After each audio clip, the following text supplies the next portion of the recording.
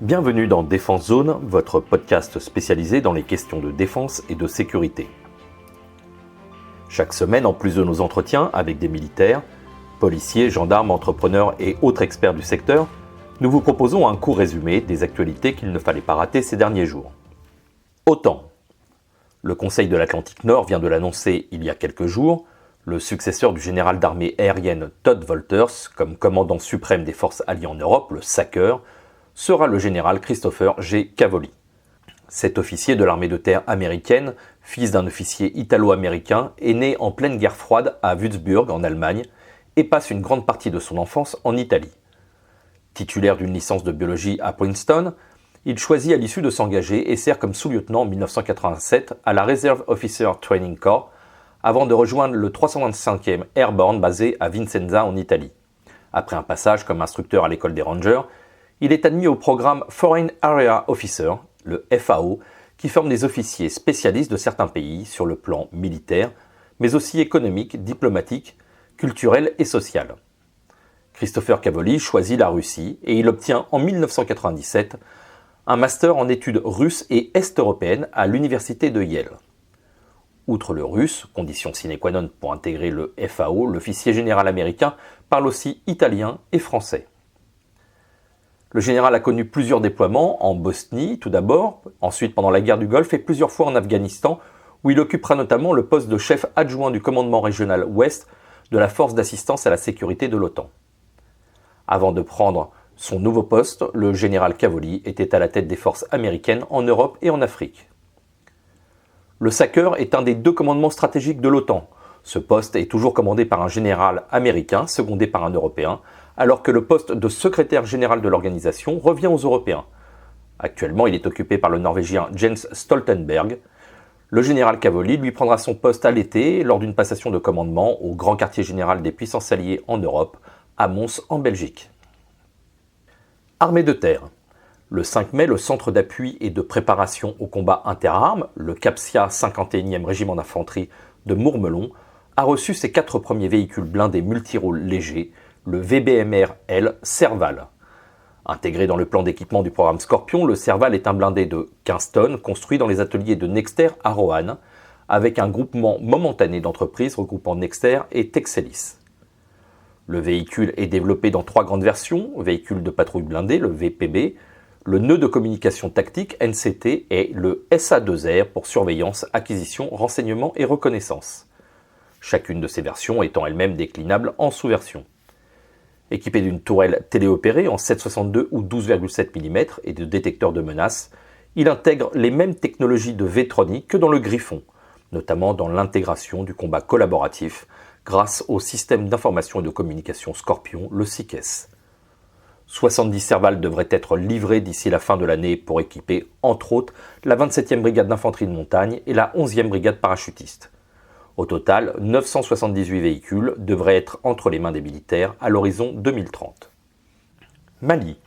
Si le mariage entre Paris et Bamako était déjà largement consommé, il a pris encore une nouvelle tournure le lundi 2 mai.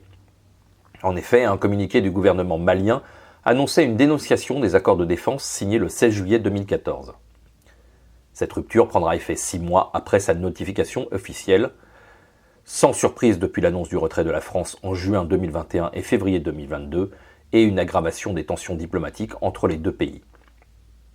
Dans ce même communiqué, la junte au pouvoir a annoncé rompre les accords de statut des forces, le fameux SOFA pour Statute of Force Agreement, fixant le cadre juridique de la présence des forces françaises Barkhane et européennes Takuba, et le traité de coopération en matière de défense conclu en 2014 entre le Mali et la France.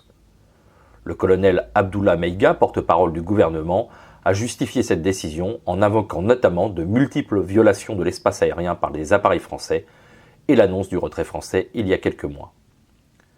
Sur le terrain, les conséquences de cette annonce risquent de vite se faire ressentir, d'abord par une quasi-absence de liberté de circulation sur le territoire malien pour les militaires de Barkhane et Takuba, mais aussi par l'impossibilité d'appuyer les forces onusiennes ou de la MINUSMA.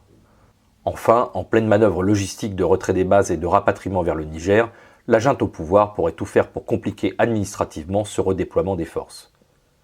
Côté français, le Quai d'Orsay considère cette décision injustifiée et conteste formellement toute violation du cadre juridique bilatéral qui serait imputable à la force Barkhane et écarte toute répercussion sur le calendrier du retrait prévu sur 6 mois. Marine nationale. Le 29 avril, au chantier de Saint-Nazaire, a eu lieu la mise à flot du premier bâtiment ravitailleur de force, le BRF, le Jacques Chevalier. Inscrit dans le programme Flotte-Log pour Flotte Logistique, ce BRF est le premier d'une série de 4 unités inscrites dans un programme de coopération franco-italien entre la Direction Générale de l'Armement et son homologue italien Navarm, au sein d'un programme dit Logistic Support Ship. Construite par Chantier Atlantique et Naval Group, les livraisons des unités devraient s'échelonner jusqu'en 2029. Marine nationale. Le 29 avril, au chantier de Saint-Nazaire, a eu lieu la mise à flot du premier bâtiment ravitailleur de force, le BRF, Jacques Chevalier. Inscrit dans le programme Flotte-Log pour Flotte Logistique, ce BRF est le premier d'une série de 4 unités inscrites dans un programme de coopération franco-italien entre la Direction Générale de l'Armement et son homologue italien Navarm au sein du programme LSS pour Logistic Support Ship. Construit par Chantier de l'Atlantique et Naval Group, les livraisons des unités devraient s'échelonner jusqu'en 2029. Naval Group est fier d'être une nouvelle fois présent aux côtés de Chantier de l'Atlantique dans le cadre de ce programme européen. Ce BRF, premier d'une série de 4 bâtiments, est un symbole fort de la coopération franco-italienne, a déclaré il y a quelques jours Pierre-Éric Pommelet, PDG de Naval Group. C'est aussi une nouvelle coopération réussie entre Chantier de l'Atlantique et Naval Group qui conjuguent leurs compétences afin d'offrir à la DGA et à la Marine nationale les meilleures expertises des secteurs civils et militaires dans la construction des navires de plus de 8000 tonnes. Fin de citation. Les bâtiments ravitailleurs de force doivent à terme remplacer les navires de la classe Durance, déployés au sein des groupes aéronavals ou des groupes d'action navale. Plus modernes, dotés d'une capacité d'autodéfense, les BRF sont capables de se rendre en complète autonomie sur leur zone d'action et fournir ensuite près de 13 000 m3 de carburant aux bâtiments en haute mer, ainsi que des munitions, des pièces détachées ou des vivres. Avec une longueur de 194 mètres pour un déplacement de 31 000 tonnes, le Jacques Chevalier est le deuxième plus gros navire de la Marine nationale, derrière le porte-avions Charles de Gaulle. Les premiers essais en mer débuteront au deuxième semestre 2022, avant de rejoindre son port d'attache à Toulon au premier semestre 2023. Drone. Afin d'assurer une protection permanente des infrastructures critiques, Thales et CS Group se sont associés à des entreprises de la base industrielle et technologique de défense, la BITD française et européenne, pour réaliser une capacité de protection déployable modulaire anti-drone dite PARADE. Ce marché a fait l'objet d'un appel à concurrence européen lancé par la Direction Générale de l'Armement en 2021 pour renforcer les capacités de lutte anti-drone mises à disposition des armées. En effet, au cours des 20 prochaines années, des millions de nouveaux drones circuleront dans l'espace aérien, créant un environnement aéronautique extrêmement complexe, notamment en matière de sécurité.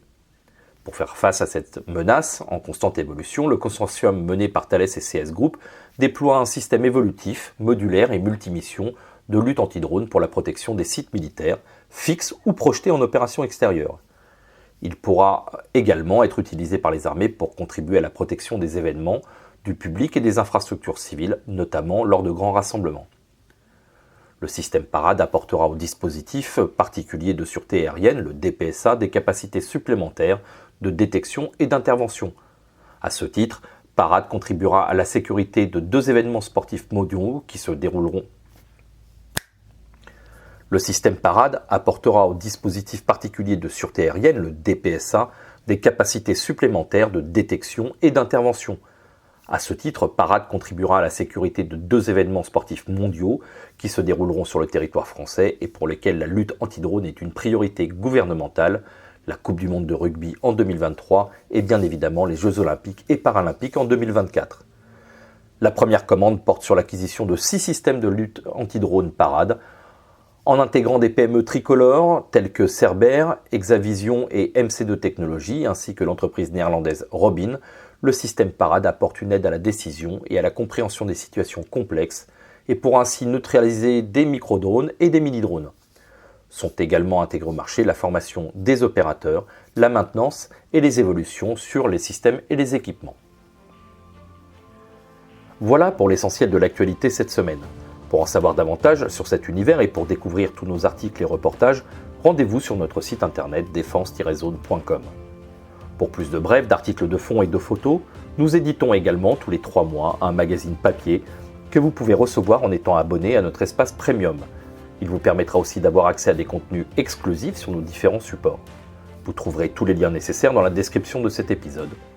En attendant, nous vous souhaitons une bonne journée et nous vous donnons rendez-vous la semaine prochaine pour un nouveau résumé de l'actualité des forces de défense et de sécurité.